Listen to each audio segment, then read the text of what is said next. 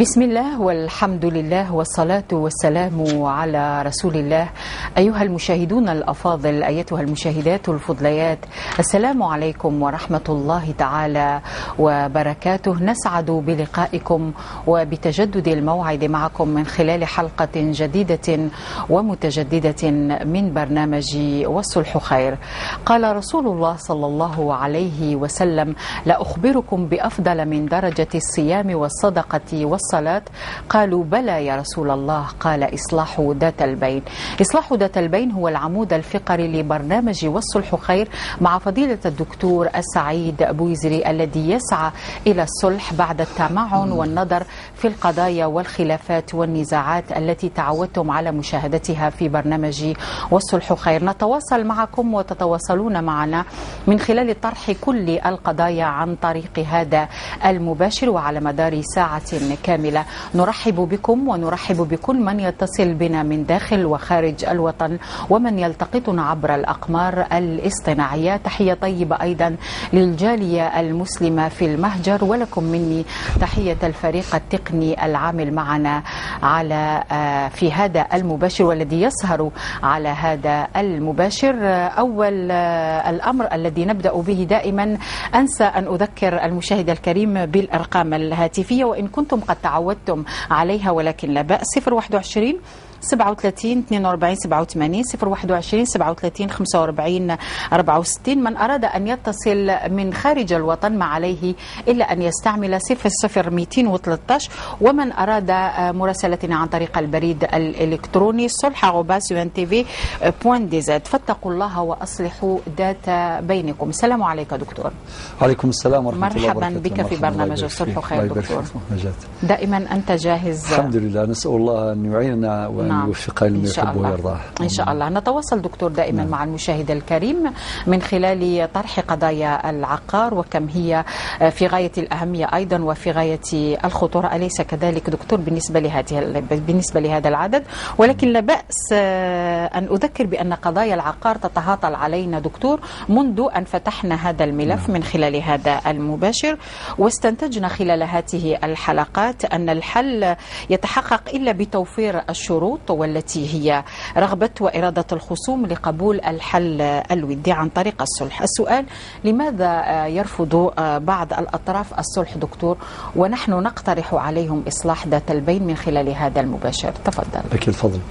بسم الله والحمد لله والصلاة والسلام على رسول الله. معاشر المشاهدين الكرام، السلام عليكم ورحمة الله وبركاته. مرحبا يسون لا سلام نوان ذي ثقلت نوان والصلح خير. سؤال مهم محوري، الإجابة عنه هو الحل. الإجابة عن هذا السؤال هو الحل. هو الحل. لأنه كما قلت الأخت نجاة، فعلا منذ الجزء الأول من قضايا العقار في برنامج والصلح خير والقضية تتهاطل، والله يشهد أنه لا يمر يوم واحد بلا قضايا، لا يمر يوم واحد بلا قضايا. بلا قضايا، وكلها أو معظمها في مجال العقار. والسؤال المحوري اللي طرحته الأخت نجاة: لماذا يرفض بعض الناس قبول الحل؟ لعدة أسباب. السبب الأول هو عدم الالتزام بشرع الله عز وجل. حينما أقول عدم الالتزام بشرع الله عموما، يعني الذي لا يملك قناعة في قلبه، لأن الشبع محله القلب، لأن القناعة في القلب. إذا ما كنت ذا قلب قنوع فأنت ومالك الدنيا سواء. إذا كان واحد ما عندوش قناعة أكيد يطمع في الكثير، يطمع في المزيد. الأمر الثاني طول الأمل، يعني وكأنه يتصور أنه سيعيش مع هذا العقار إلى أبد الآبدين، وهذا غير صحيح. الإنسان يعيش مع عقاره ومع ممتلكاته المختلفة مدة زمنية معينة لا يدري مداها إلا الله ثم ينتهي. لذلك النعم قد نتخلى عنها وقد تتخلى عنا. الخير ديفك ربي ومذان إما ذي الخير ناري جنا مذان إلا يفدى ذي يغلي إذا مرة كانت يغلي ذي الليل إذا زوالي أماكن يزمر ذنتسا راه يتجن، يعني هذه مثل هذه يجي الخير فيرس. هذه النعم قد تتخلى عنا وقد نتخلى عنها، وفي النهاية الفراق حتمي. دائما في الجانب الشرعي أيضا ربي سبحانه كي قال في القرآن آية ذكرناها مرارا وتلازمنا خلال البرنامج في الحقيقة، وهي آية ضابطة لحياة الناس. ربي قال حتى يحكموك، فلا وربك لا يؤمنون حتى يحكموك فيما شجر بينهم ثم لا يجدوا في أنفسهم حرجا مما قضيت ويسلموا تسليما. من يستجيب لهذه الشروط؟ المؤمن. نعم. يقول أنا أرضى بشرع الله أولا، سبحانه وتعالى. ثانيا أتقبله في أعماق قلبي. نعم. موش كونتر كور هكذا، يعني نطبقوا هكذا بالسيفعل، لا، يرضى مادام ربي اللي قالوا خلاص. الأمر الثالث أنه يسلم بلا إشكال، خاطر ممكن الإنسان يقول لك أنا قابل الشريعة ولكن يدير لك إشكالات ديزوبستاكل، معناه يقلق الإنسان الآخر، ممكن يتنازل الآخر وهذا لا يتنازل. وكذلك السبب الآخر سبب قانوني، الثقافة القانونية ضعيفة عند معظم الناس. يعني شغل كل واحد داير قانون في دماغه. نعم. كل واحد داير دولة في دماغه، يقول لك رأيه هو اللي يفوت، وهذا خلل كبير جدا. نعم. خلال القضايا. نعم. وإلا لو كان نتصوروا في مجال مثلا في حركة السيارات، كل واحد يدير في دماغه يقول يمشي 160 على يعني في الساعة، 160 كيلو في الساعة، ويدير حوادث ويهلك الناس وكذا إلى آخره. يمشوا 160 يا دكتور. ويمشون. نعم. لذلك يسببون في حوادث وفي خلل كوارث. حتى في الطريق دكتور. نعم. لذلك الثقافة القانونية، الالتزام بالقانون. لماذا لا نلتزم؟ السيفيزم، معلش يؤسفني أن أقول أحد نعم. الأصدقاء نعم. قال زرت بلدا دون أن أذكره. نعم. بلدا يحترم فيه القانون، قال على الساعة 4 صباحا ما كان فيها لا جدرمي ولا شرطي ولا شيء، مجرد ضوء أحمر شعل يتوقف. سبحان الله. قال لك وحده أمام الضوء الأحمر. قال لك سألته قلت له لما تتوقف؟ يعني ما كانش هناك ما كانش سيارات، ما كانش جدارمي، يعني فارغ ولا المكان. المكان فارغ. قال لك مجرد أن أرى هذه الإشارة الحمراء أتوقف احتراما لها. يتأدبوا حتى مع القانون. قلت سبحان الله، هذه إشارة حمراء ويلتزم بها. وربما واحد اللي لا يلتزم بالقانون لازم يطيح حيط جدار ينزل باش يخاف، يعني خوف على سيارته، وإلا ممكن يعني في الليل يحصل في نهار ويحرقوا عادي. نعم. حاشا اللي ما يستاهلش. نعم. طبيعة الحال. إذن السيفيزم هذا عيب أن نجد هذا السيفيزم، احترام القانون عند الآخرين، وربما عندنا يعني القانون ليس له ذلك الاحترام. هناك سبب آخر تربوي خلقي، يعني الإنسان نقول بالقبيلية ونو نتحزيف ويتسوالي غير زداف، يعني لا يفكر في المآلات لي كونسيكونس. يدير مشكل الآن على العقار مع خوته مع جيرانه مع العائلة نتاعو، ولا يهمه الأرحام تتقطع، تضيع الأسرة، تتقطع العلاقات، لا يهمه. نعم. المهم يقول لك حييني اليوم اقتلني غدوة. نعم. المهم، وهذا جانب تربوي يحتاج إلى علاج تربوي. لذلك نوجه رسالة إلى السادة المشاهدين، نقول كل هذا يعني يجتمع فيه تكامل بين هذه الأمور كلها، الالتزام بالشريعة، الالتزام بالقانون، الالتزام أيضا بالأخلاق والقيم التربوية. نعم. التي تضبط حركة الإنسان. هذه هي الأسباب. إذا تخلفت هذه الأسباب طبعا الإنسان تقول أروح للصلح مباشرة، وكما شفنا في حالات كثيرة. نعم. وين بعض الخصوم يقبلون، يقول لك نحن مستعدون. نعم. مستعدون إذا كان غلطنا كلنا حق الآخر نرجع له حقه، نفريوها في الدنيا ماشي في الآخرة. وهذه لازم نديروها في البال، لأن فضيحة الدنيا أهون من فضيحة الآخرة. نعم. لو واحد يرد الحقوق الآن في دار الدنيا ما يندمش، راه مرتاح، ولكن في الآخرة كيف يحل مشكلته؟ خلاص انتهى. الدنيا دار العمل والآخرة دار الجزاء، واتقوا يوما ترجعون فيه إلى الله ثم توفى كل نفس ما كسبت وهم لا يظلمون. نعم. بارك الله فيك دكتور. إذن في نهاية الحلقة الماضية دكتور بقي اتصال كريم من فرنسا وأم سفيان من فرنسا. كريم من فرنسا بالنسبة للقضية تاعو ما رديتش عليها دكتور. نعم. ثم نعود إلى أم سفيان من فرنسا. نعم. سي كريم كما وعدناك قالك مات جدي شهيدا. نعم. ربي يرحمه ويرحم جميع الشهداء. بنا في دشرى قالك ولكن جدتي نعم. استحوذت على كل الأملاك. نعم. وحرمت والده، يعني الأب نتاع كريم.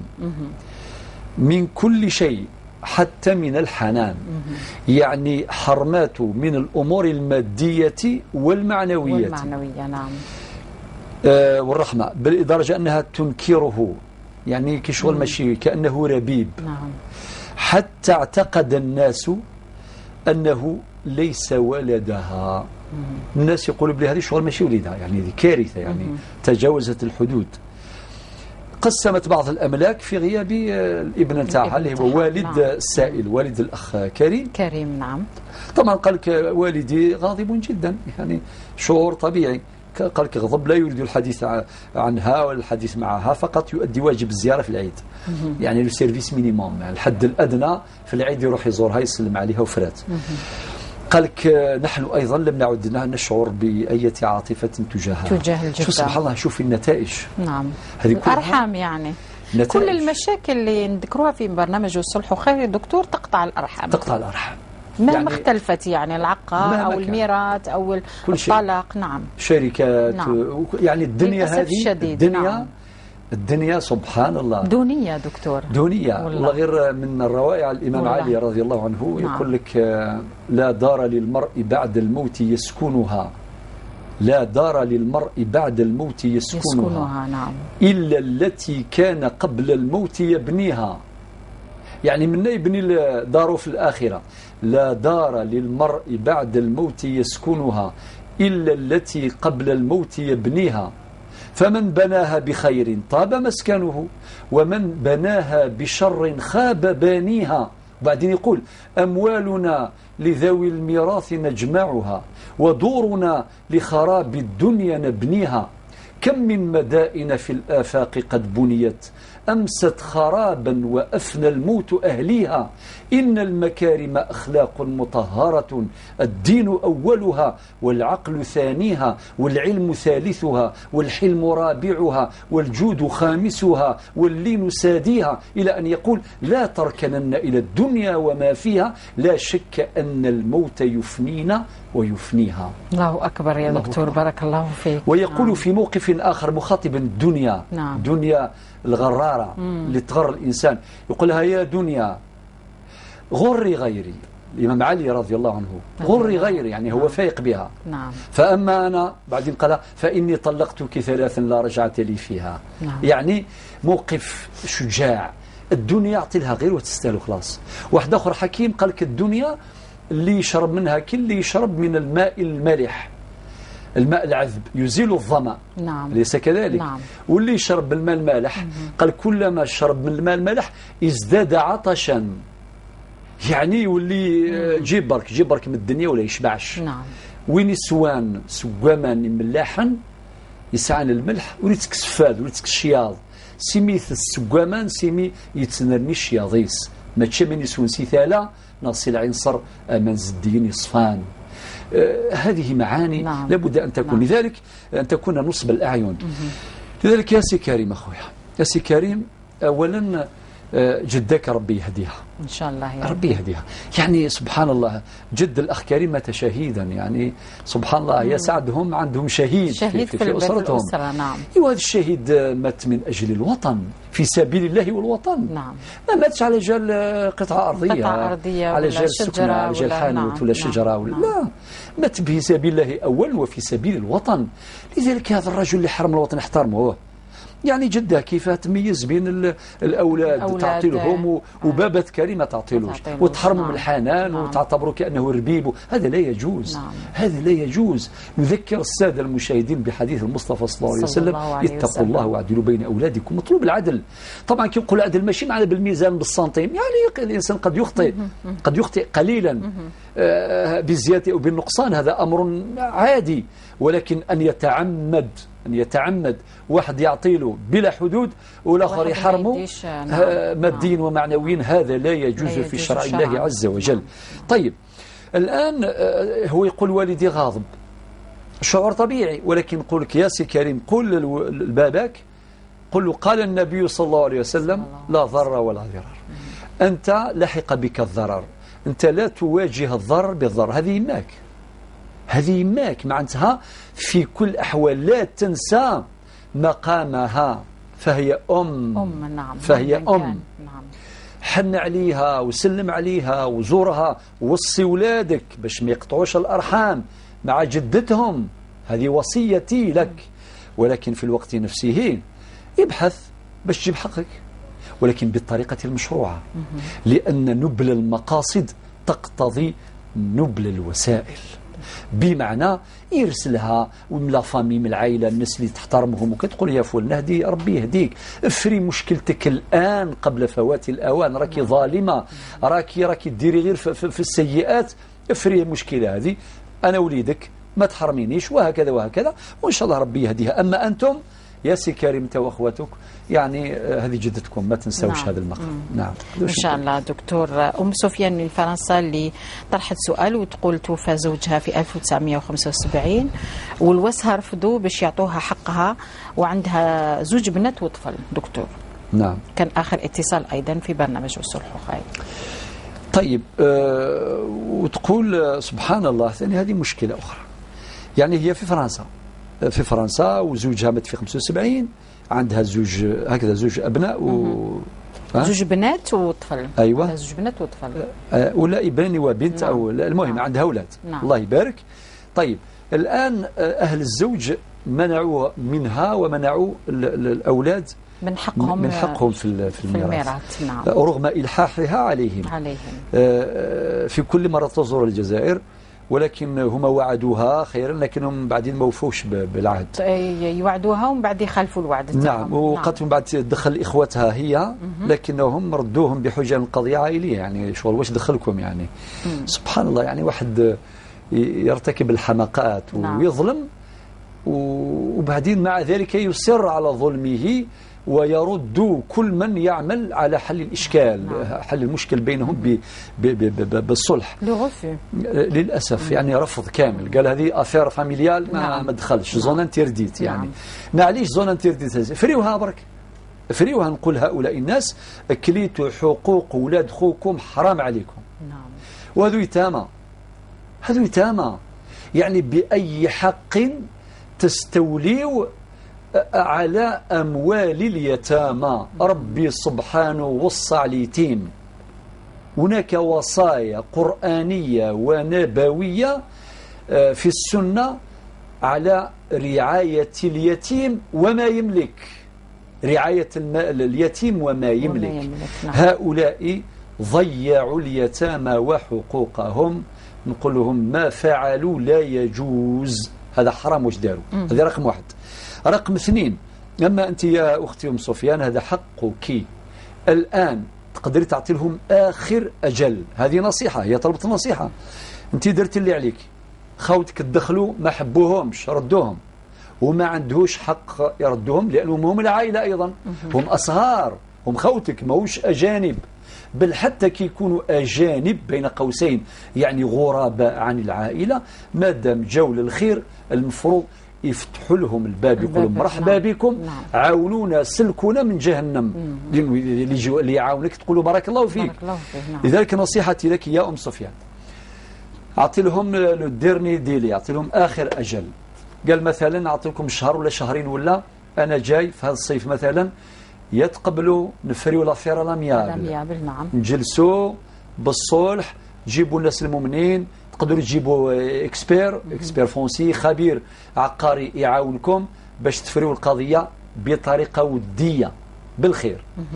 إذا رفضوا عندك حق باش تبدأ البروسيدير على مستوى المحكمة، رفع دعوة قضائية للخروج من حالة الشيوع، تخرج من الديفيزيون، للمطالبة بقسمة هذه التاركة والسلام، وتأخذي حقك أنت الشرعي، مادام زوجك يعني راه مالك، أنت صاحبة الثمن، وكذلك أولادك عندهم الباقي تعصيبا من حق والديهم، وتأخذي حقوقك كاملة، ولا يصح الاحتجاج خاطر بعضهم يحتجوا يقول لك مادام ولاد خويا راهم يتامى وكذا حنا نرعاو كل شيء وما نقبلوش القسمة، لا هذا خطأ، طلب بالقسمة القضائية. نعم. إذن دكتور نتواصل من خلال هذه الحلقة في قضايا العقار في جزئها السادس.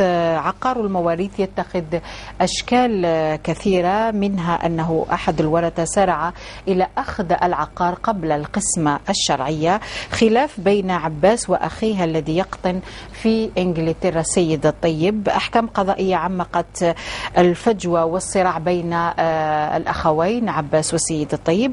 أين صلة الرحم في هذا الخلاف؟ تابعوا معنا الجزء الثاني من هذا البرنامج في ركن نزوركم في بيوتكم مع فضيلة الدكتور السعيد بويزري ومع الزميل توشي عبد المنعم، وسنعود للاستماع إلى مكالمتكم وطرح نزاعاتكم.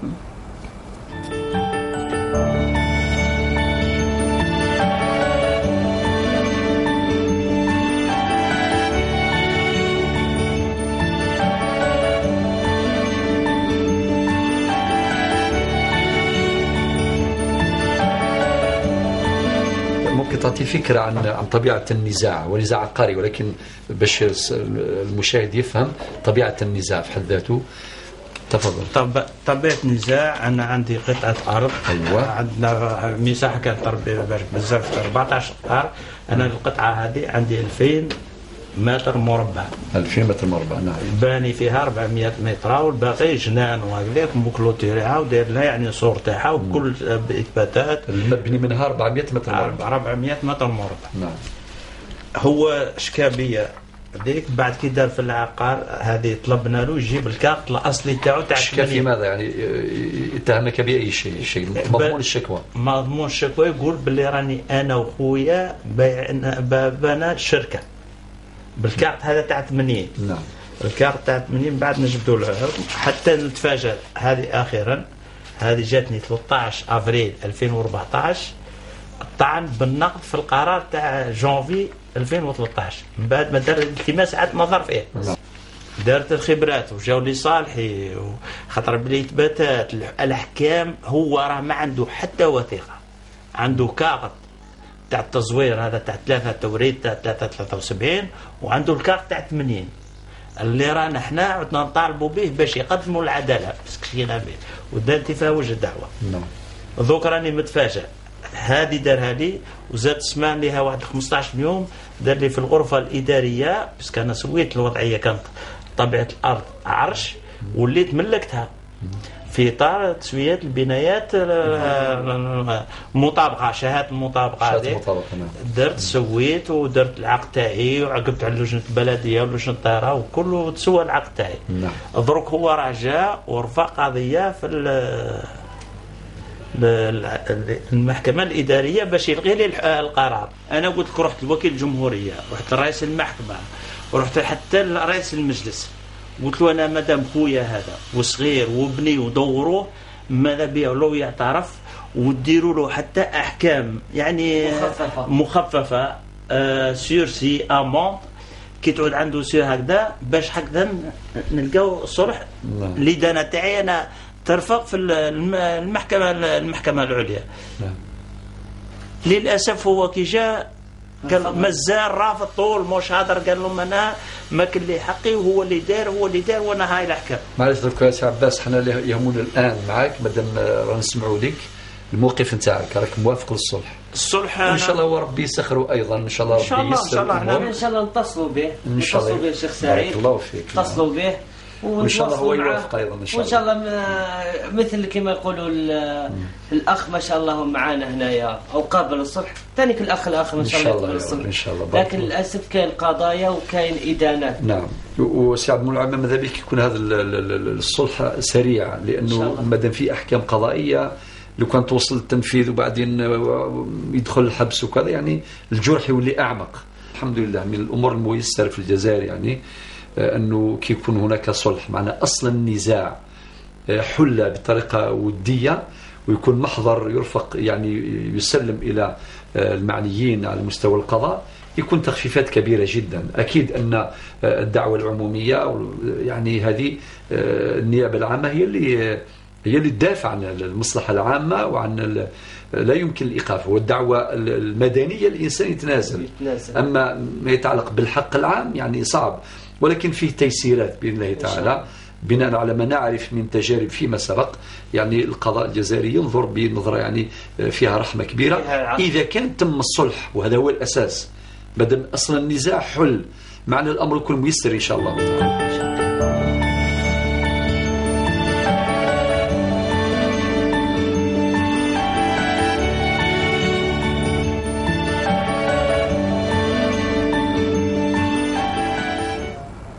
إذا هنيئا لمن سخره الله عز وجل لإصلاح ذات البين، مثل ما يفعل المصلحون في العالم الإسلامي، ومثل ما يفعل فضيلة الدكتورة سعيد بويزري في برنامج والصلح خير، هذا البرنامج الذي تبثه قناة القرآن الكريم. دكتور، بعد التمعن في قضية السي طيب والأخ تاعو عباس بالنسبة لقضايا العقار، في الأخير اقترحت الصلح.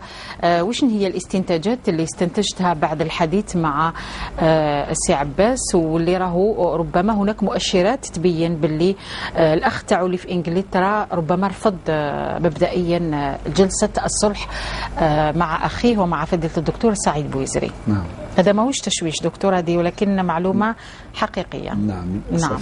على كل حال الأخ عباس حينما زرناه مع فريق البرنامج رفقة الأخ عبد المنعم جزاه الله خير والفريق اللي كان معنا جميعا، نعم. وعرضنا عليه الصلح، وافق الأخ عباس، وافق رغم أنه أفادنا بالملفات كلها. نعم. كل القضايا اطلعت عليها من البداية إلى النهاية، ولكن مع ذلك لازم نسمعوا الطرف الثاني. والأخ عبد المنعم جزاه الله خير اتصل بالأخ طيب ببريطانيا مرارا ولكن دون بلا جدوى. نعم. واتصلت به مرارا بلا جدوى. وإحنا ما زلنا عندنا أمل نوجه له رسالة عبر هذا البرنامج، نقول يا سي طيب اجلس إلى الطاولة مع أخيك الذي وافق على حل جميع النزاعات وديا. طيب، ولكن الظاهر إلى حد الآن قبل أن نصدر يعني أحكام نعم. أحكام النهائية، نعم. نقولوا يعني الأفضل تحل الآن، لأن توصل المحاكم. هاي أحكام قضائية صدرت، ولو كان توصل للتنفيذ ممكن يكون فيه سجن، وبعد ذلك كيف يولي يتسع الخرق على الراقع. نعم. يولي الشرية الذي يغلي في تفاوت. فإذا كان يتسع الخرق على الراقع كيف تحل الإشكال بعد؟ يكون صعوبة. لذلك الأولى الآن قبل فوات الأوان. نعم. نوجه له هذه الرسالة ونلح عليه باش يدخل البلاد يعني في دقائق معدودة إن شاء الله سيحل الإشكال، لأنه موضوع واضح وضوح الشمس.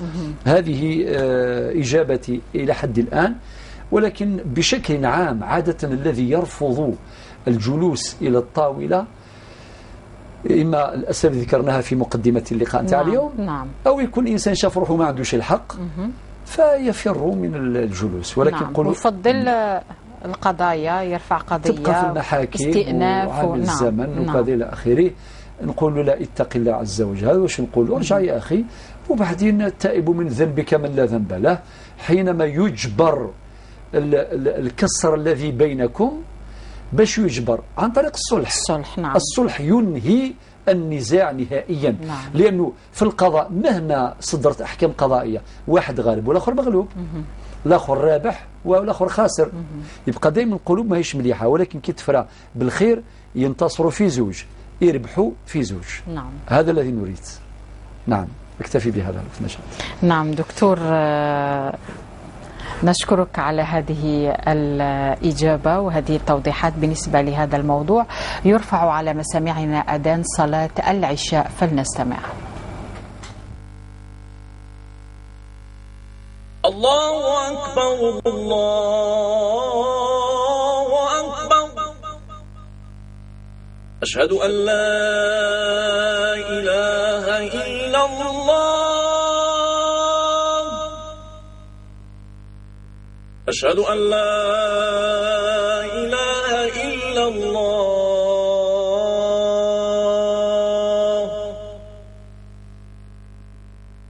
أشهد أن محمدا رسول الله.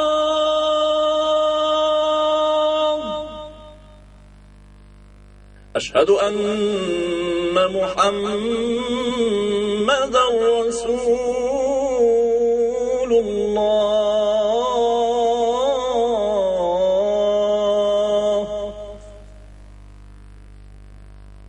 حي على الصلاة.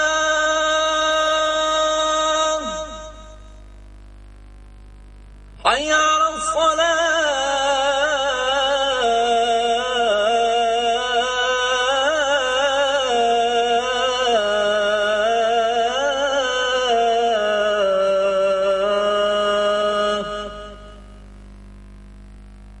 حي على الفلاح.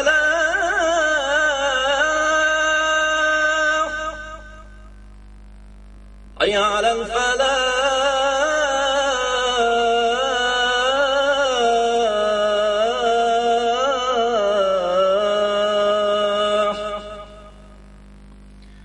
الله أكبر الله أكبر. لا إله إلا الله.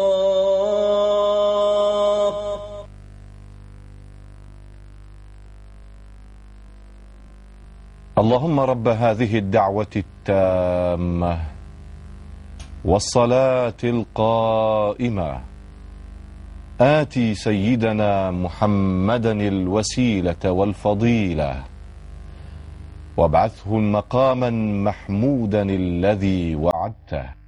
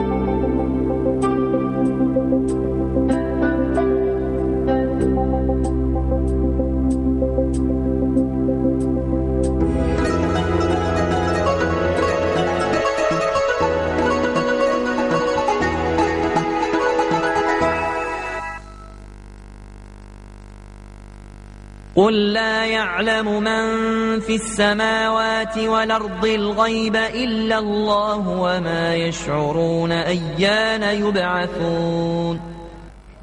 صدق الله العظيم. تقبل الله صلاة الجميع. أحوال العقار في الجزائر، القضايا والخلافات والنزاعات. بعد مشاهدة روبورتاج في لقاء خصته قناة القرآن الكريم للسيد الطيب والسيد عباس في مشكلة عقارية، ننتظر اتصالاتكم للنظر والتمعن في قضاياكم. لا بأس أن أذكر بالأرقام الهاتفية وهي 021 37 42 87 021 37 45 64. في انتظار اتصالاتكم.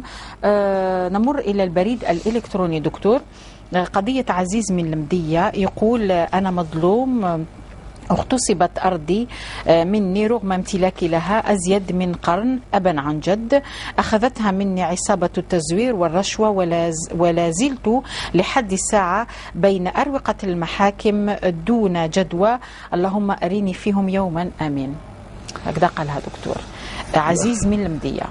نعم أخ عزيز، يعني جزاك الله خير على صبرك. هو يقول نملك هذه القطعة أزيد من قرن. نعم. يعني أبا عن جد. نعم. ولكن فعلا للأسف هناك من يستولي على حقوق الناس وعلى عقارات الناس بغير وجه حق، بالتزوير أحيانا وبوسائل أخرى غير شرعية أحيانا أخرى. نعم. لأن الاحتيال أيضا فن. هناك من يتفنن في الاحتيال في أكل حقوق الناس والاستيلاء عليها. نقول لمن كان مظلوما أمثال الأخ عزيز، نقول عليك بالصبر الجميل والنفس الطويل، وقل حسبي الله ونعم الوكيل، واعمل على استرداد حقك بالطرق الشرعية القانونية الممكنة. أما للذين استولوا على ما تملك ظلما وعدوانا، استولوا على هذه الملكية ظلما وعدوانا، نقول لهم اتقوا الله وعودوا إلى رشدكم قبل فوات الأوان. لا أستطيع أقول أكثر من هذا. ولا يضيع حق وراءه طالب. لا يضيع حق وراءه طالب. اجتهد، فإذا توصلت إلى استرداد حقك بالطرق الشرعية، ذلك ما كنا نبغي. حمد ربي وشكره. نعم. وإذا تعذر ذلك فحسبك أنك اجتهدت، ودع الأمر لله، للحي الذي لا تنام عيناه. نعم، بارك الله فيك دكتور، نشكرك. دليل موظف من العاصمة يقول: إطارات وموظفي إدارة أملاك الدولة والحفظ العقاري دائما هم الحلقة الأضعف في معركة صراع مافيا العقار. الكل ينهب ويستحوذ ويستولي على العقارات المختلفة، وفي الأخير المتهم الرئيسي هي إطارات وموظفي أملاك الدولة الذين يقول دليل لا حول لهم ولا قوة في لعبة الكبار. ماذا يرد عليه فضيلة الدكتور سعيد بويزري؟ حقيقة هذه من ردود الأفعال التي يقوم بها بعض الناس. بمجرد ما يفقد حقه مباشرة يوجه بنان التهمة إلى الموظفين. يقولوا المحافظة العقارية هم اللي ظلموني، هم اللي حقروني، هم كذا هم كذا هم كذا. لا، يعني إصدار الأحكام بغير دليل وبغير بينة هذا أمر لا يصح. لذلك نقول لهؤلاء الموظفين نصيحة لهم: يعملوا بقدر ما تستطيعون، يعني في خدمة المواطن خدمة شرعية قانونية. أذكر على سبيل المثال المنظومة القومية المنظمة لهذه الأمور. نبدأ مثلا. دكتور معذرة ربما أستوقفك، هناك اتصال من ولاية بومرداس. حياة، السلام عليكم أختي الكريمة. وعليكم السلام ورحمة الله وبركاته. مرحبا بك حياة في برنامج والصلح خير، تفضلي. شكرا أختي. معلش أنا جاية العشاء. نعم تفضلي حياة، تفضلي. نعم. بالخير يا شيخ. مساء الخير الأخت حياة، عسلامة، مرحبا. فكان كنيسة ساعات رب لأنه بالعقار.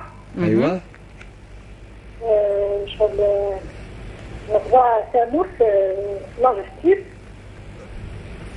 يقول 8 مليون كيلو. نعم. ثمور في رواث مثنين. إيه. اها ابري دي فامي دايركتور اها يروح ديال الجارنا اللي يقصد ديران على شخصيه زوج السيدات. شو دينا الجار شو دينا الجار ما راش نسمعوا فيك مليح حياة.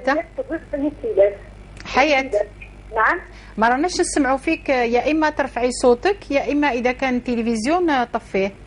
انا كنت التلفزيون. طيب ارفعي صوتك احسن باش نسمعوك مليح. نعم مرحبا. يعني قرر جارنا يقرر في ظل السيدات. احسن نعم. الجار نون إنايا ون ثبومي تزوج لي في ذات كون كوال ممكن يسك في اثنين خلي بالك كنين بيسك في ذات نسمع. فهمها غيوه. ومن بعد نتاي يروح يعاود يخدم لي بالكونسين نسمع. اها. ممكن اللي يعرف يخدم لي بالكونسين نس.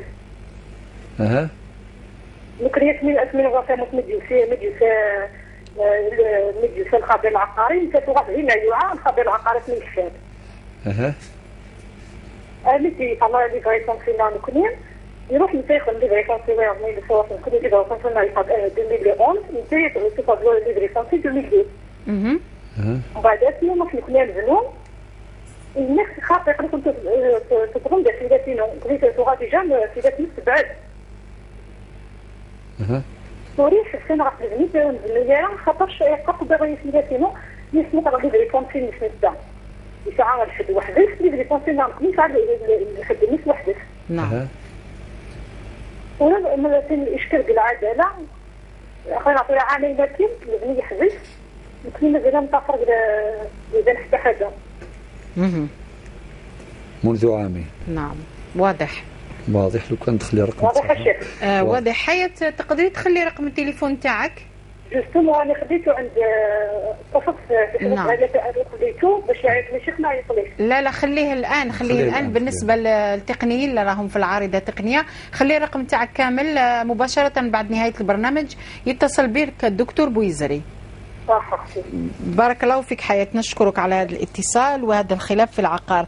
النجمه من برج بعرريج، السلام عليكم اختي الكريمه. نجمه. الو. السلام عليكم اختي. انايا نجمه ماشي نجمه انايا على نبي بلال من بجايه. بلال. بلال من بجايه.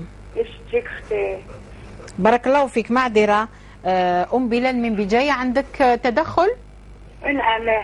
تفضلي بلال تفضلي. انا الجد العقاري. نعم. عندي plusieurs morceaux de terrain au niveau de بجاية. نعم. نضرب بالعربية ولا بالقبيلية؟ كيما تحبي. شوفي دوكا نجوز ولا مازال؟ راكي تجوزي، يعني نسمع فيك plusieurs morceaux de terrain بجاية.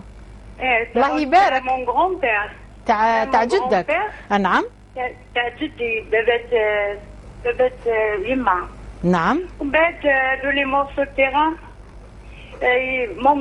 مون كوزان ياوي يتصرف فيهم كيما حب. نعم. ما خلاناش يعني يعطينا حقنا علينا. نعم. ياوي يبيع فيهم. ودوكا كيفاش نواسي باسكو ما لقيتش انا العقود. سمحي لي بلال. بلال. كونسيرفاسيون ما كانش. رحت لو اسمو لو نيفو دو كونتريبيسيون ما كانش. وين نصيب العقود باسكو العقود تاع الناس تاع بكري كيما جدي اللي ني اون 1900 je sais pas il est âgé 1800. طيب بلال، هذا لو كوزان تاع كيفاش ولا يتصرف فيهم؟ واحد ما خلالو الوكاله ولا واحد ما خلالو الوكاله وحده؟ يقول لك سي سا بارتي ا مون بير il est en train de كيما حبيتي يدير لهم certificat de possession, ils les vendent sur une deuxième main. نعم. Avec les autres, les autres,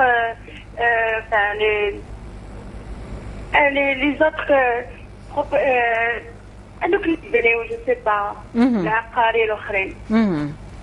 Que c'est possible de me donner des réponses à la هذه parce que là, vraiment, je vais faire un certificat de possession.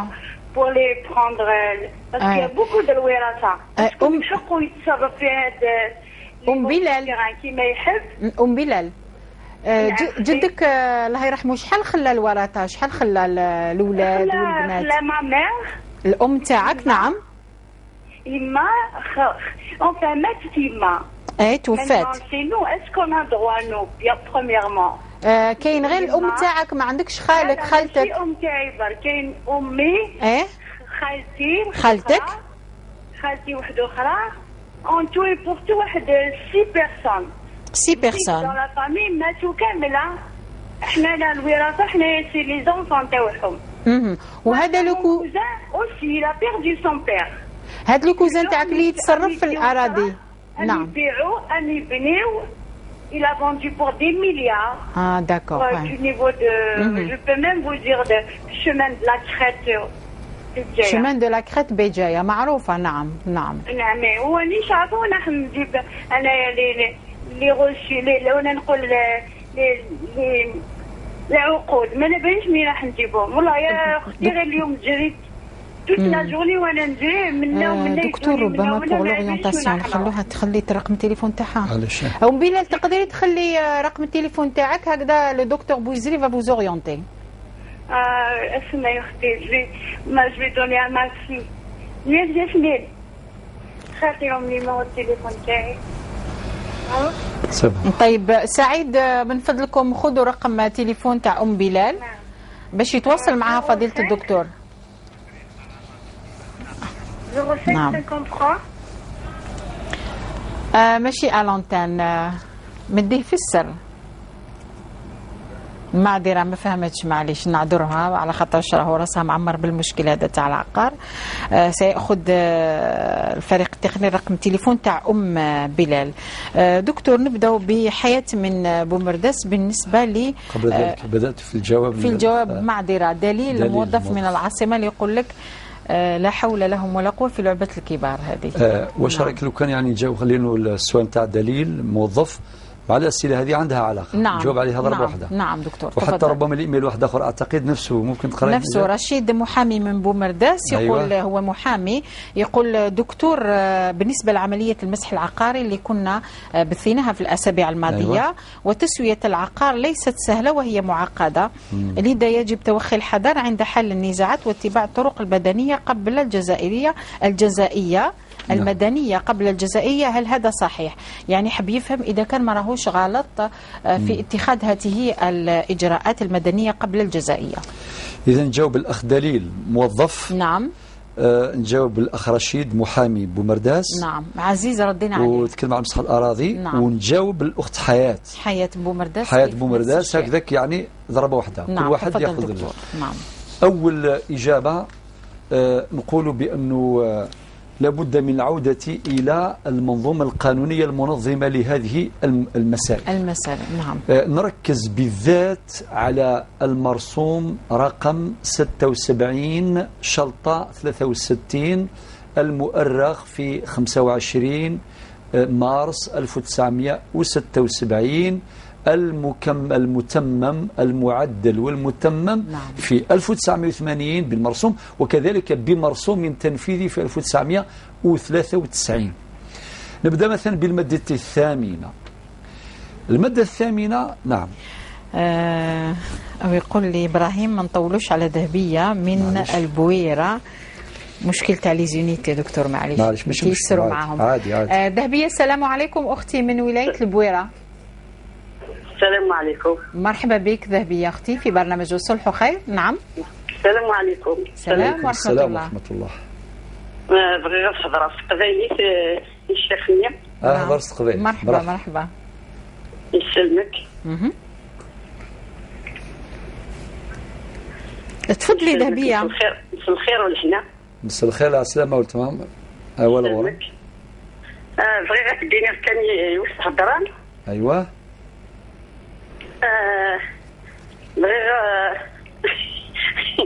بغي نروح العمرة مي ماشي سوين تساوي غنكيني سوفوسي وما يجوز نخاطي ورا مديفك ورا بغات يدفكنتي السين الله يبارك هكذا ومغاري ودوين دكوي غنكيني سوفوسي وكان كنخدم هكا شويه في الدخان ما يجوز نخاطي. الله يبارك ما شاء الله. ما شاء الله ان شاء الله. راك متجاوب غاوت ماشي راك متجاوب. كملت. ستسمعني الجواب ان شاء الله. هذا هو السؤال تاعك ذهبيه ان شاء الله. صحيت يسلمك. بارك الله فيك. بارك الله فيك. صحيت في الامان. الله يسلمك. في امان الله ان شاء الله. في الامان في صحيت. امانتي ايضا. ام وسيله من تسمسيل. السلام عليكم ام وسيله. لا ماشي تسمسيل. منين؟ يزيوزو. ايه مرحبا بالقبايل. مرحبا. الله يسلمك يا سدا. ملي تسدا نسخر دكتور. تفكر لبؤه. الله بارك الله فيك. ولا غير سمعتي سمسيلت. نعم من ولاية زيوزو. مرحبا بك. حبيت نسقسيكم عندي سؤال. نعم. كيفاش نحمي الهبه؟ كيفاش تحمي؟ صافي انا شريت الدار. نعم. خلصت فيها 3 كار. ومن بعد 4 ايام هذاك صافي راح خلصوا زعما راجلي ما خلصوش بصح هكذا خلصوا وليدي. ومن بعد كي تفارقنا حب يدير السبه باش ينحاها ليك 100%. راح زعما يدير هبه لوليدي. انا خفت تكون منه خدعه الى الوليدين. علاش؟ واش الدكتور شافنا كمان قدامه على بالو نتفاهموا كاع الى الوليدين. معليش بصح خفت دارها برك لعبه باش تخرج مني. هذا تخرج لي دغوا تاعي نعطيهم ومن بعد يدور عليه. صافي حبيتكم تفهموني كيفاش نحميه هذا لافير هذه. واضح. فهمتوا؟ واضح. فهمنا. يعطيكم الصحة. يسلمك. يعاونكم. يسلمك. ربي يقدرك انت ايضا. ام وسيله من تيزي وزو. معذره ظننت انها من تسمسيل. دكتور الاجابه بالنسبه دليل ورشيد المحامي وحياة بومرداس. نعم. جاوبوهم كامل.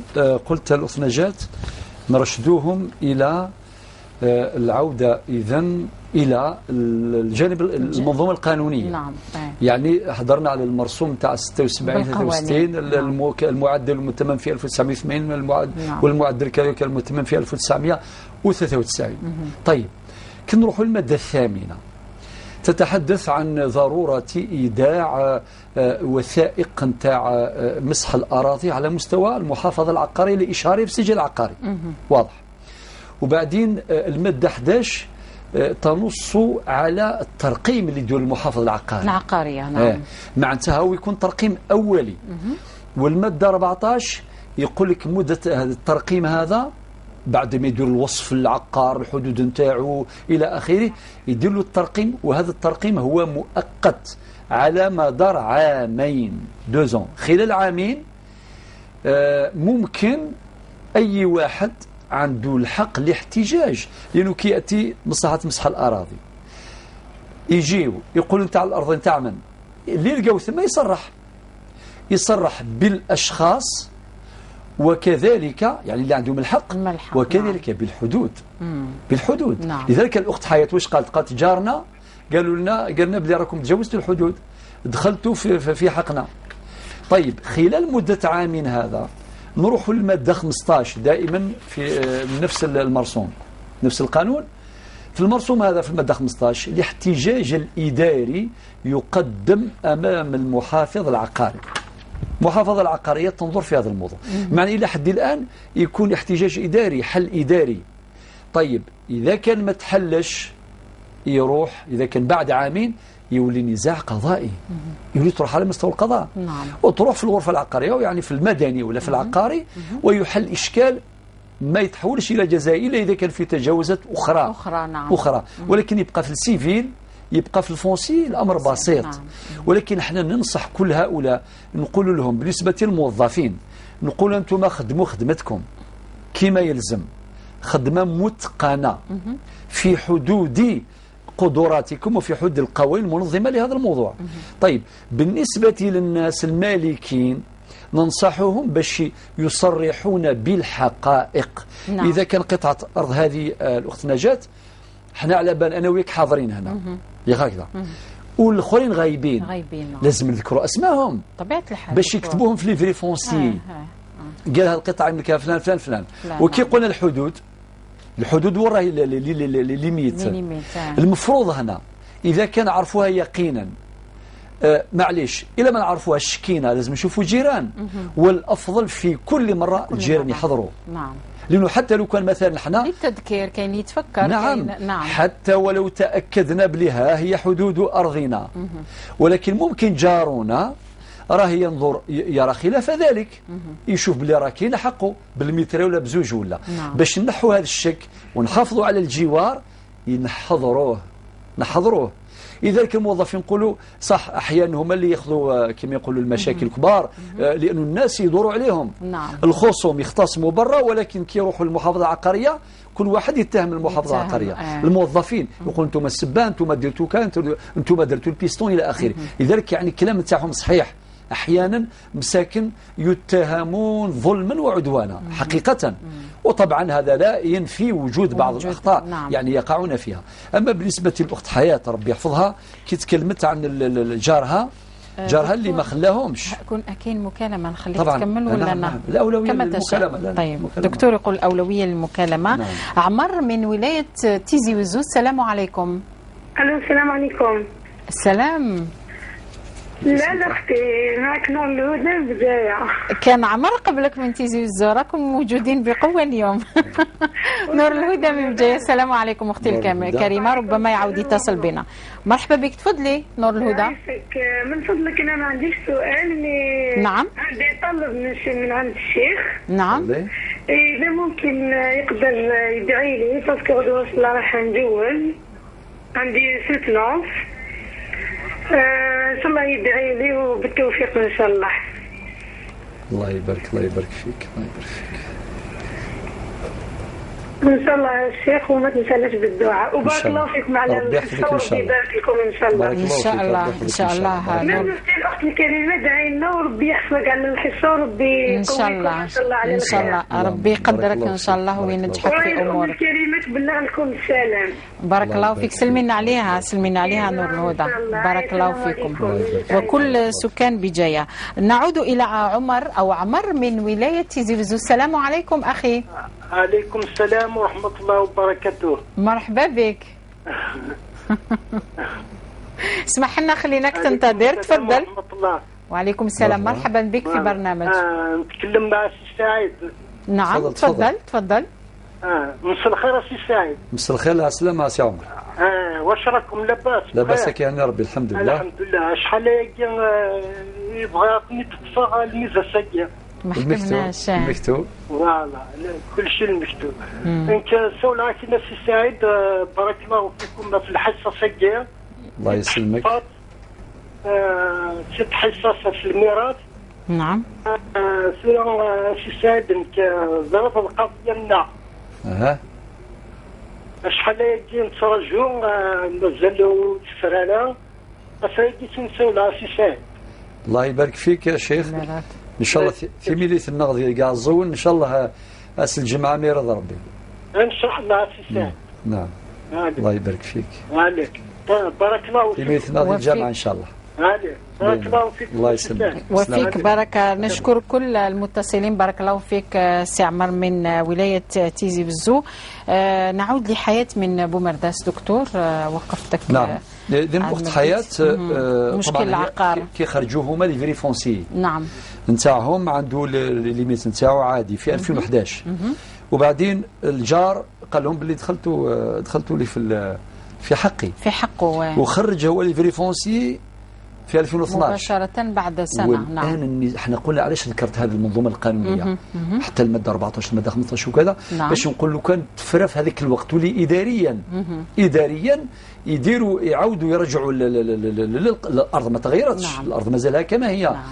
باش لتثبيت الحدود باش كل وين كان النزاع يسقموه. ممكن أحيانا المشرفون على هذه العملية يطلبوا التنازل من طرفين. قال تاع خلي 50 سنتيم تاع خلي 50 سنتيم وفرات خير ما تروحوا لا جوستيس وتطولوا كذا وكذا. نعم. نعم. ولكن إذا كان خرج من هذه المرحلة يولي نزاع قضائي. قالت لك منذ عامين ما كان ولا شيء. شفتوا الإشكال اللي ذكرناه من قبل. نعم هي كي تحل في وقت معين يكون ماشي معقد. كي تجاوز واحد المرحلة بعد عامين نزاع قضائي وتطول. لذلك يا الأخت حياة مادام أعتقد طلبنا التليفون تاعها إن شاء الله نتواصلوا معها. خلاته نتواصلوا معها إن شاء الله، نزيدوا نقدموها بعض النصائح اللي تفيدها إجرائيا، وإن شاء الله ربي يفرع على خير. ودائما نوجه الرسالة بوضوح، نقول يا ناس والله المسائل غير بسيطة. شوية نية، شوية شجاعة أدبية للجلوس إلى الطاولة، ولكل مشكلة حل. كل هور ستيفراثيس إن شاء الله. دكتور بلال من بجاية اللي تقول قطعة أرض، عندهم قطع أراضي في بجاية، تقول باللي الوسمو الكوزان تاعها يتصرف فيها بعد وفاة الجد، وتقول هما راهم يدير سيرتيفيكا دو بوسيسيون باش يستحوذ عليها، وعند ما سألناها قالت لك راهم عندها الخالات وعندها الأخوال. نعم طيب، ما عندهاش الدليل باش تبين باللي هذا الأرض من حقهم. هو المشكلة المشكلة انه ما كاينش عقود.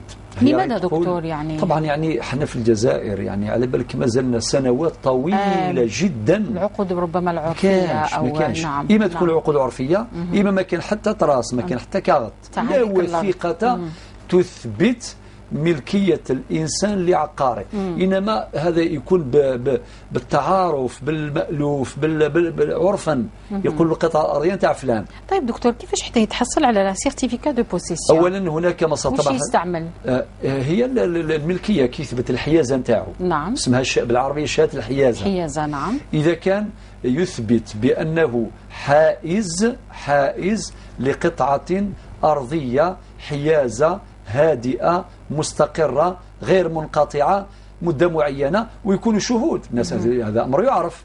كان جيران يقول نعم احنا دائما نشوفوا هذا الإنسان يجي يحرث، يجي يلقط الزيتون، يجي يدير كذا، يكفي هذا باش يكون عنده شهادة الحيازة. لكن احنا قلنا المرة اللي فات هو هذا الإنسان الكوزان هذا نتاعها راه يبيع بشهادة الحيازة، وهذا خطأ.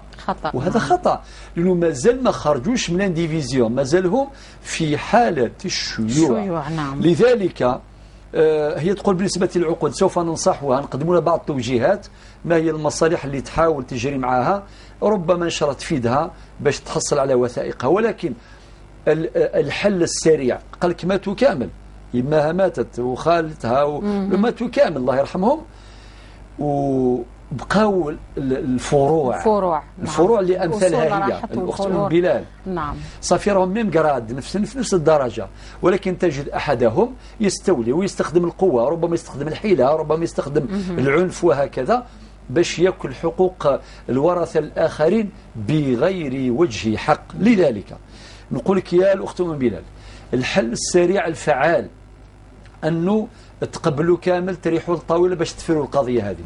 راكم فروع، اصولكم ماتوا، جدكم الله يرحمه اللي زاد في 1800 وكذا مات الله يرحمه، وهي قطعه ارضيه نتاعو اصلا. نعم. اذا لازم تخرجوا من الشيوع، من الانديفيزيون، تجلسوا مع بعض، الفريضه تندار وتحلوا الاشكال، تستعينون بخبير عقاري وتفروا القضيه نتاعكم بكل سهوله. ولكن اذا رفض احدكم او احدهم، نعم، سوتو مثلا هذا ولد عم هذا، نعم، اللي راه يستخدم كل هذه الوسائل، يبيع ويبني وكذا وكذا، معناه راه يزيد في لازم تروح المساله للقضاء مباشره. ننصحها تروح الى القضاء. لمن عن طريق القضاء تقدري حتى تحصلي على الوثائق ان وجدت يعني سواء على مستوى العاصمه سواء على مستوى بجايه، المهم تلقاو الاثار نتاع الملكيه هذه. نعم. وبعدين تفروا القضيه نتاعكم. على كل حال سأتواصلوا معها ان شاء الله. اما في هذه الليله المكالمات كثيره جدا، واذا لم استطيع فغدا ان شاء الله تعالى سأتواصل مع بلال ان شاء الله. ذهبيه من بويره دكتور تحدثت على العمره. اي نعم، يعني الله يبارك باش نخرجوا من العقار والتمثل ذهبيه ثم زوارث ثمسة العمره كميسول ربي غلفغيم ان شاء الله.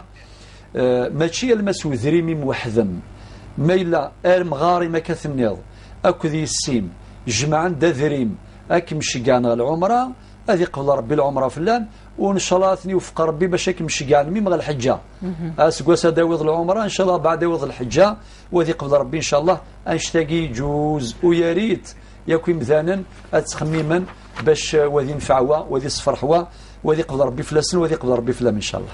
بارك الله فيك دكتور. نأخذ اتصال من ولاية البليدة. سعيدة، السلام عليكم أختي الكريمة. سعيدة من بوفاريك من البليدة. السلام عليكم أختي الكريمة، أين أنت؟ سعيدة، أي معي سعيدة؟ سعيد،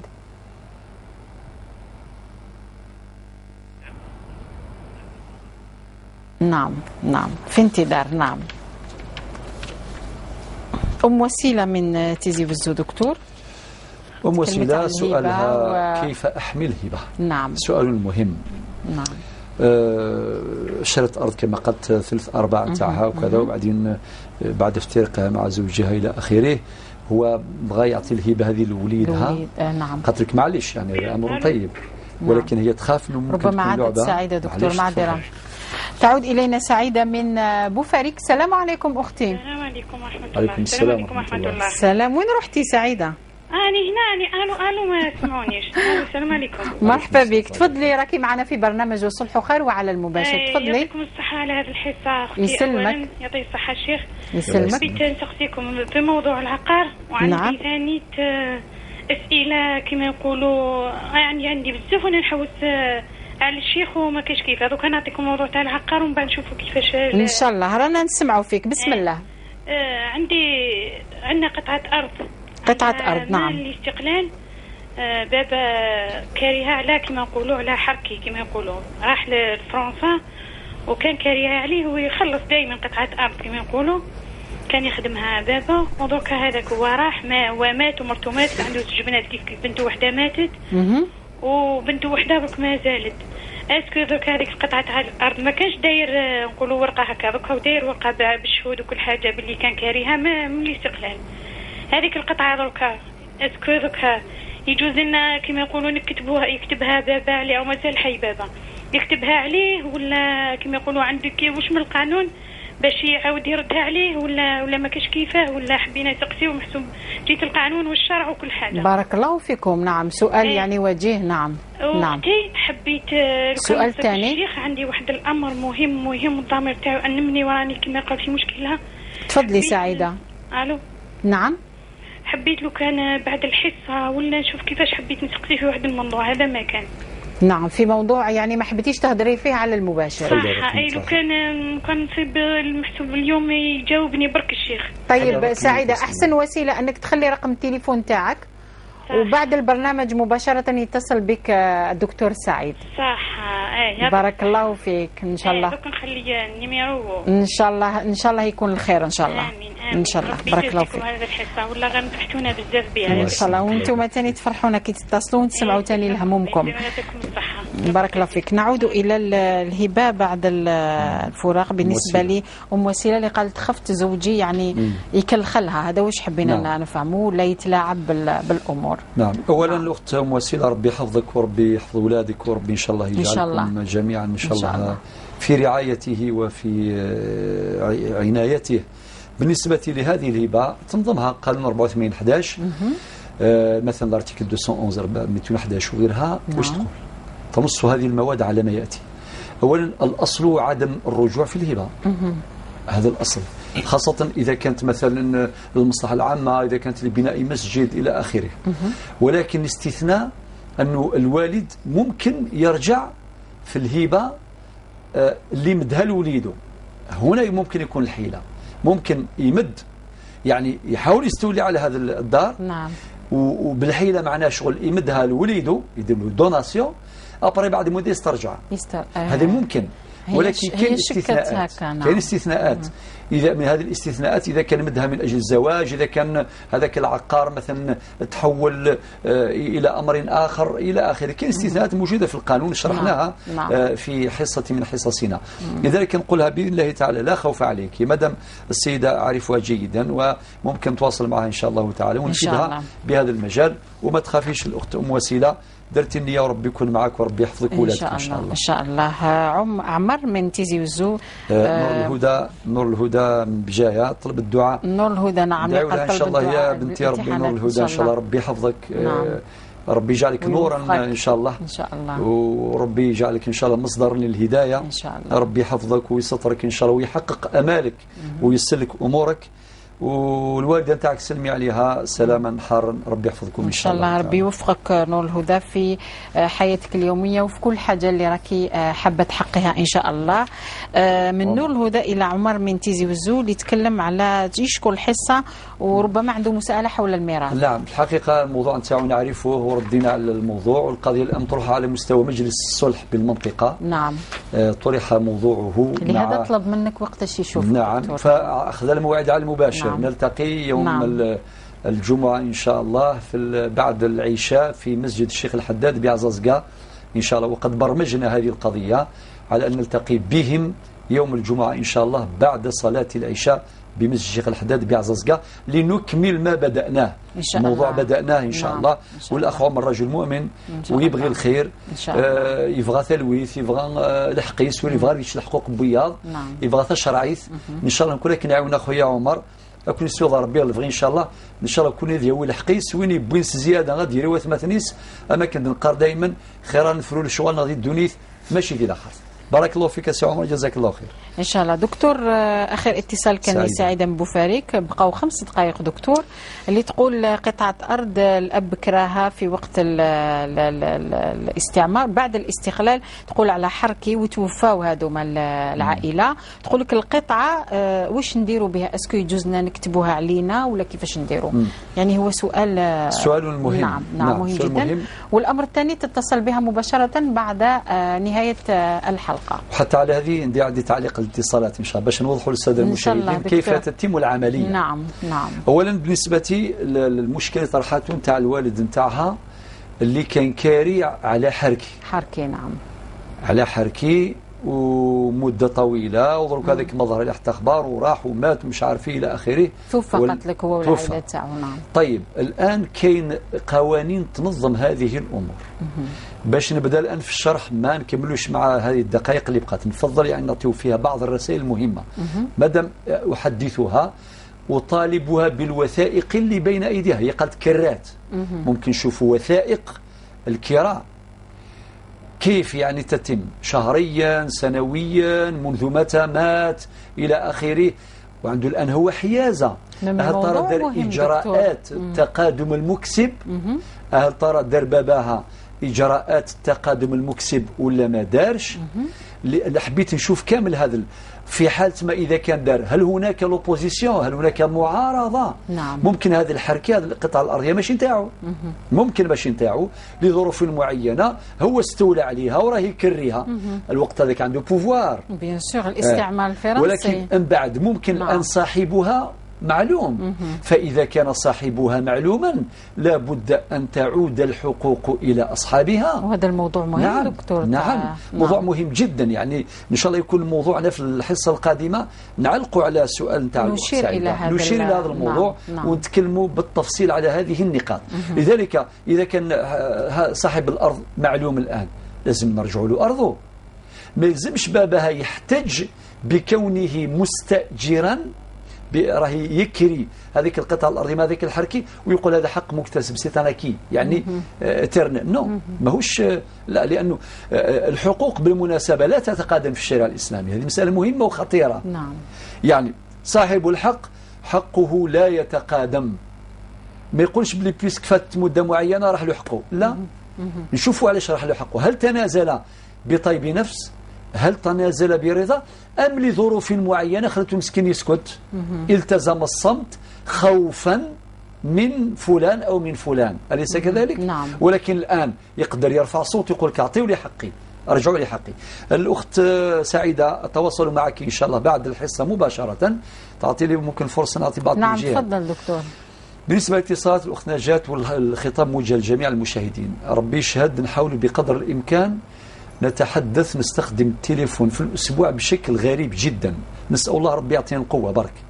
يعني مئات المكالمات وعشرات القضايا تحل في الأسبوع الواحد. نعم. إذا كان واحد عنده قضية مازال ما وصلناش ليه فليصبر، هذا واش نقدر نقول، فليصبر.